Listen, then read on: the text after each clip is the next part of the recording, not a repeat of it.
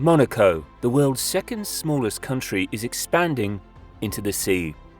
With only 2.1 square kilometers of land and some of the most expensive real estate on Earth, the microstate had nowhere left to build. The solution? A $2 billion land reclamation project known as Mareterra, adding 6 hectares of new land to Monaco's coastline. This ultra-luxury eco-district wasn't built on solid ground. It was engineered from the ocean using 18 massive concrete caissons, each weighing 10,000 tons. The project also features over 100 luxury residences, a marina, and advanced sustainability measures, including a seawater heating system and 4,500 square meters of solar panels. So how do you construct an entire neighborhood in the sea while balancing Monaco's drive for luxury with environmental concerns? And most importantly, who really stands to benefit from this ambitious expansion? Monaco's path to becoming the glittering gem it is today wasn't always paved with wealth. Back in 1861, the principality was much larger than it is now. But everything changed when Prince Charles III signed a treaty with France, resulting in Monaco losing 90% of its land in exchange for independence and 4 million gold francs. With so little land left, how would Monaco survive? Instead of relying on industry or agriculture, Monaco had a vision: luxury tourism. Gambling was illegal in neighboring France, so the Principality seized the opportunity by building the iconic Monte Carlo casino to attract wealthy visitors. And it worked. Over the years, Monaco transformed into the ultimate destination for Europe's elite. By the 1950s, Monaco had fully embraced its role as a playground for the ultra-rich. The Monaco Grand Prix was introduced, luxury hotels and marinas sprang up, and the country became famous for its tax-friendly policies: no income tax, no capital gains tax, and low corporate taxes. For billionaires, it was an offer too good to refuse. But there was one glaring problem. Monaco's land was limited. With its territory so small, the government faced an undeniable challenge. How could Monaco continue to grow without running out of space? The answer lay in building upwards. Skyscrapers, luxury villas and penthouses began to fill every available inch of land. Still, the country was running out of room. Enter Prince Rainier III, often called the Builder Prince. His solution? A bold, groundbreaking plan to expand Monaco by reclaiming land from the sea. The first major project was Fontvieille in the 1970s, where 22 hectares of land were added, creating space for residential towers, commercial spaces, and even a stadium. Seeing the success of Fontvieille, Monaco pressed forward, reclaiming land in areas like La Votto, Le Condamine, and Port Hercules. But the demand for real estate continued to surge, and the government needed something even more ambitious. And so, Mareterra was born, a visionary eco-district designed to extend Monaco's land by 6 hectares, representing a 3% expansion of the Principality's territory while remaining environmentally responsible. But times had changed. With rising environmental concerns, large-scale reclamation projects were under intense scrutiny. So what made Mareterra different? Unlike Fontvieille, which used traditional landfilling techniques, Mareterra had to meet modern environmental standards, incorporating cutting-edge engineering and marine conservation efforts. One of the biggest challenges? Protecting marine biodiversity. The Mediterranean is home to delicate ecosystems, including Posidonia seagrass, which is vital for oxygenating the water. If disrupted, these ecosystems could take centuries to recover. So how did Monaco tackle this? Marine biologists were enlisted to oversee the project. Seagrass was carefully relocated and artificial reefs were created to provide new habitats for marine life. With the environmental concerns addressed, the construction of Mareterra began. But how exactly do you build land in the middle of the sea? The first challenge in constructing Mareterra was building a protective seawall capable of withstanding the powerful forces of the Mediterranean. This wasn't a typical seawall. It involved 18 massive concrete caissons, each weighing a staggering 10,000 tons and standing 26 meters tall. So, how do you build something this colossal? These structures weren't built on site in Monaco. Instead, they were prefabricated in Marseille using reinforced concrete to endure the relentless pressure of the sea. But even that was just the beginning of an extraordinary journey. Once completed, these caissons were transported across the Mediterranean, floating for hundreds of kilometers before reaching Monaco's waters. Imagine the level of precision required for such a journey, and that's before they even began the real challenge, positioning them correctly.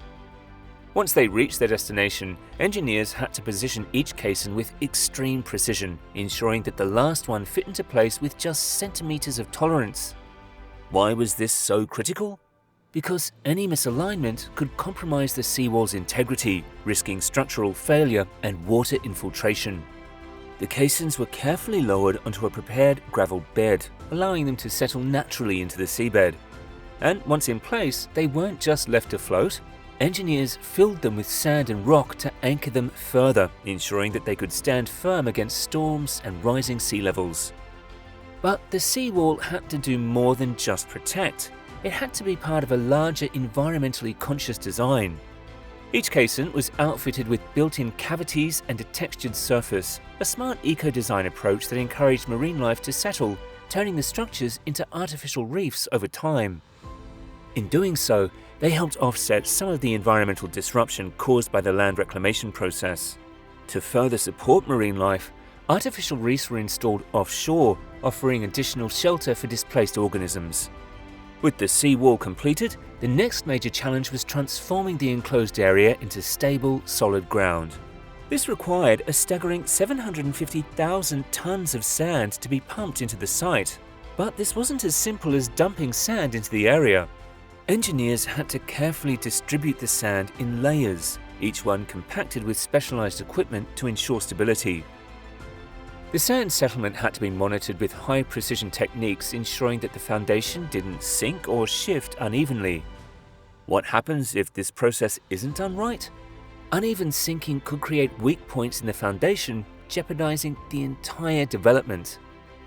To further reinforce the site, underground supports and micro-piles were installed beneath critical areas. These deep foundations provided additional structural stability, ensuring that Mareterra's buildings would stand strong for generations, even as sea levels rise or seismic activity impacts the region. Yet Mareterra's construction wasn't only about stability, it was also about protecting the surrounding marine environment. To prevent sediment from drifting into nearby protected areas, engineers installed anti-turbidity screens around the site. Why does this matter? Displaced sediment could smother vital ecosystems like the Posidonia seagrass beds.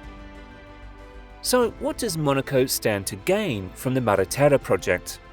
To answer this, let's talk about the heart of this project, the exclusive collection of over 100 ultra-luxurious apartments, 10 grand villas and 4 townhouses, each designed to meet the highest standards of modern architecture. But what makes it stand out? The crown jewel of Mareterra is Lorenzo, a stunning residential complex crafted by the renowned architect Renzo Piano.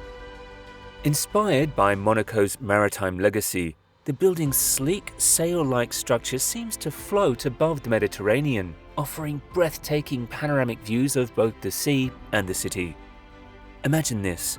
Every apartment in Lorenzo stretches from one side of the building to the other, ensuring that residents can enjoy both sunrise and sunset views. But Mareterra isn't just about residences. It's about a lifestyle that extends to the new Petit Portier Marina. With space for up to 18 yachts, the marina is lined with upscale restaurants, boutique shops and an art gallery, making it a cultural and social hub. And it doesn't stop there.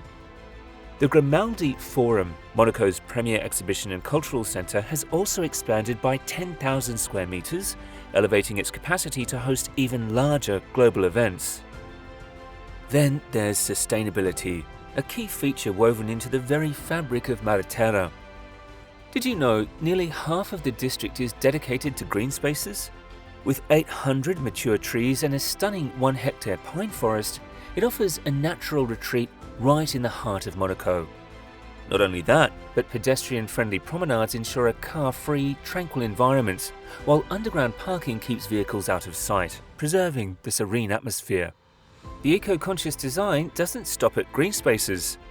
A seawater thalassothermal loop provides heating and cooling to buildings by utilizing the natural temperature differences in the surrounding ocean water. This innovative system draws in seawater to absorb heat from buildings in summer and releases heat into the water during winter, drastically reducing energy consumption compared to conventional methods. In addition to this, solar panels covering 4,500 square meters supply up to 40% of the district's power. Furthermore, an advanced rainwater harvesting system recycles nearly 50% of collected rainwater for irrigation.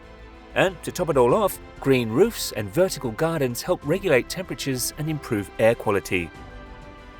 Mareterra's ambitious vision has certainly made waves, but with that comes its fair share of controversies and challenges. While the project is being hailed as an eco-friendly expansion, serious concerns have been raised by environmental groups about its impact on Monaco's fragile marine ecosystem. Let's circle back to the Posidonia seagrass I mentioned earlier. As we've seen, this slow-growing plant is crucial to the Mediterranean's underwater environment. It acts as a natural carbon sink, improves water quality, and provides a habitat for marine life. And that's where the controversy comes in. Environmental groups have raised concerns about the impact of Mareterra on Monaco's fragile ecosystem, particularly due to the displacement of this vital seagrass. Though Monaco has made efforts to relocate 520 square meters of the protected plant to a nearby site, some argue that this disruption could have been avoided entirely. After all, can artificial reefs and the innovative marine-friendly caisson design truly replace the natural, undisturbed marine habitat that once thrived here? But the controversy doesn't stop with the environment. The exclusivity of Mareterra has sparked questions about who's really benefiting from this development. With property prices soaring above 100,000 euros per square meter, Mareterra is now one of the most expensive real estate projects in the world. Even the smallest apartments in Lorenzo are expected to sell for tens of millions of euros, while the most luxurious waterfront villas could command prices upwards of 300 million euros. So is this expansion solving Monaco's land shortage, or is it simply catering to the ultra-wealthy elite? Critics argue that instead of addressing the pressing housing needs of the population, Mareterra is only reinforcing Monaco's status as a billionaires' enclave, further inflating property prices and solidifying the Principality's exclusivity. Despite these criticisms, Mareterra stands as a bold testament to Monaco's continuous expansion and its unwavering pursuit of luxury. But whether Mareterra becomes a model for future coastal cities or a symbol of exclusivity remains to be seen. What do you think? Is this a smart investment in Monaco's future, or an environmental risk waiting to happen? Let us know your thoughts in the comments below, and don't forget to like, subscribe, and turn on notifications so you never miss an exciting update.